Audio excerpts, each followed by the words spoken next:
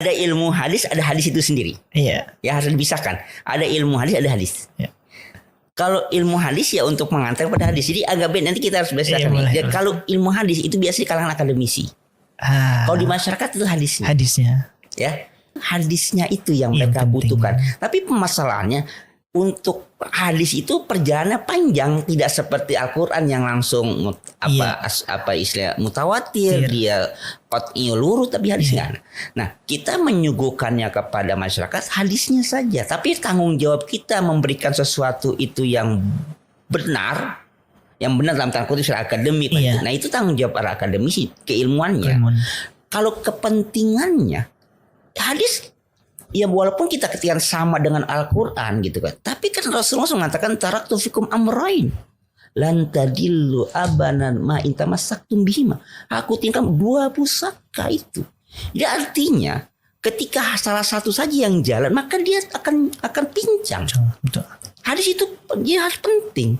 Maka ulama dia mengatakan Al-Quran tidak bisa berjalan sendiri tanpa ada hadis. Ada tiga rangkaian yang ketika kita menuntut ilmu itu yang kita harus. Pertama, ikhlasnya guru. Kedua, ikhlasnya orang tua. Ketiga, ikhlasnya kita.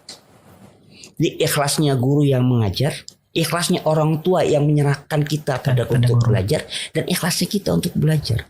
Ikhlas kita untuk belajar itu ya mohon maaf, kita itu ya sami'na wa ata'na sama guru. Nah, maka dalam hidup saya itu guru itu bukan hanya transfer of knowledge, tapi ada transfer of behavior.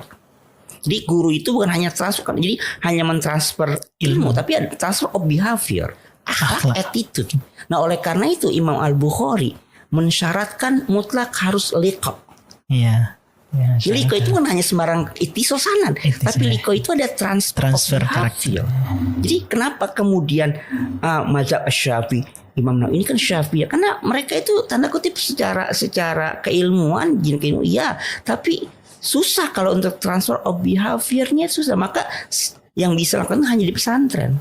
Aneh haji, aneh umroh, itu doain murid, biar murid itu jadi orang soleh, biar murid itu gampang belajarnya, biar murid itu namanya dalam sujud. Kalau kita di tempat-tempat mustajabah itu doain murid. Tuh macam apa sekarang kita kalau itu, jadi akhirnya malu. Ya Allah, kita nggak pernah bayaran sama beliau.